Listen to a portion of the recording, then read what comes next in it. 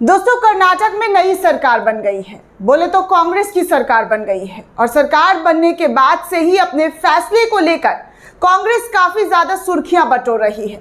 पहले अधिकारियों की क्लास लगाई गई जब डिप्टी सीएम तमाम अधिकारियों को बैठाकर चेतावनी देते हुए नजर आए कि अगर आपने किसी पार्टी विशेष के लिए काम किया तो फिर आपकी खैर नहीं, क्योंकि हम इसमें भगवाकरण नहीं करना चाहते हैं। जिस तरीके से आप पहले भगवाकरण कर रहे थे उसे हम अब बर्दाश्त नहीं करेंगे।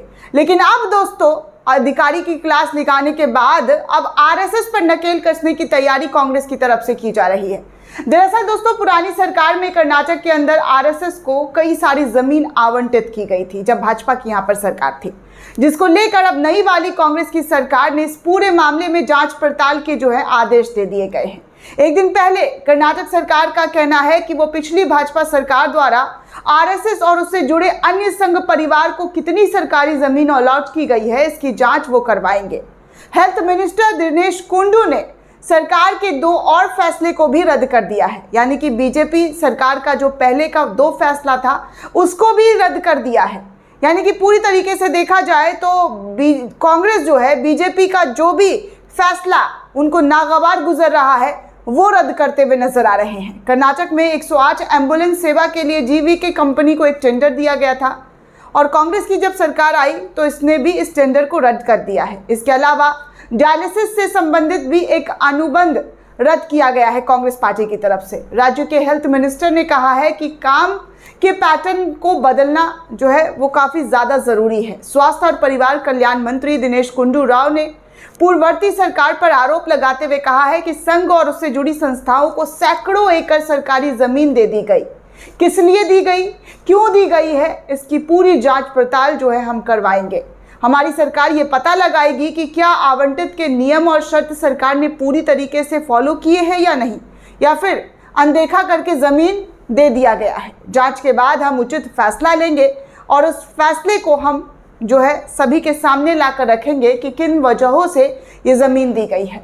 स्वास्थ्य मंत्री के मुताबिक दोस्तों, इस तरह जमीन देने के पीछे दक्षिणपंथी संगठनों और उनके विचारधाराओं को बढ़ाने में मदद करना बीजेपी सरकार का एजेंडा था।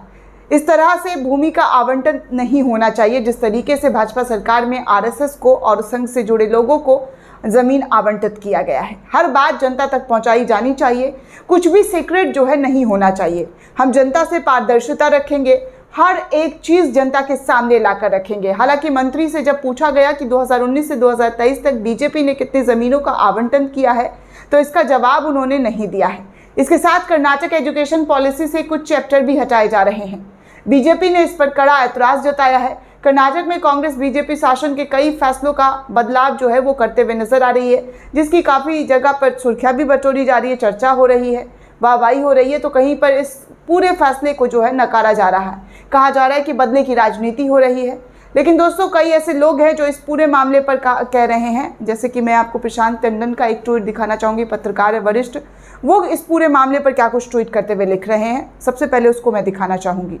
प्रशांत टंडन दोस्तों इस पूरे मामले पर ट्वीट करते हुए लिखते हैं कि कर्नाटक की सिद्धरामैया सरकार आरएसएस पर ठीक से नकेल कस रही है। आरएसएस से संबंधित एनजीओज की फंडिंग की भी रोक कांग्रेस को करनी चाहिए। मोदी सरकार आने के बाद मंत्रालय और पब्लिक सेक्टर की अधिकांश फंडिंग ऐसे ही हुई है, एनजीओज को भी हो गई है, इस तरीके से फंडिंग किया गया है। विपक्ष की दूसरी सरकारों को ये काम करना चाहिए। ग्रांट का पैसा कहाँ खर्च किया गया है इसका भी ऑडिट लेना चाहिए। तो इस तरीके से इन्होंने पूरी तरीके का जो मांग है वो कांग्रेस सरकार से किया है। हालांकि पूरे अखबार में इस वक्त यही छाया हुआ है कि आरएसएस की जो ज़मीन है उस पर कांग्रेस का बड़ा प्रहार किया गया है। कांग्रेस ने अपनी जो सरकार संभाली है, जो सत्ता संभाला है, उसमें एक ब्यौरा वो लेने की कोशिश की जा रही है। कहाँ पर क्या घोटाला हुआ है वो खोजबीन की जा रही है, वो जांच पड़ताल किया जा रहा है, जिसमें कांग्रेस की सरकार काफ़ी सक्रियता दिखा रही है। दोस्तों, इस पूरे रिपोर्ट को लेकर आप क्या सोचते हैं, आपकी क्या प्रतिक्रिया हमें कमेंट करके ज़रूर बताइएगा। साथ ही साथ चैनल को सब्सक्राइब करना बिल्कुल भी ना भूलें।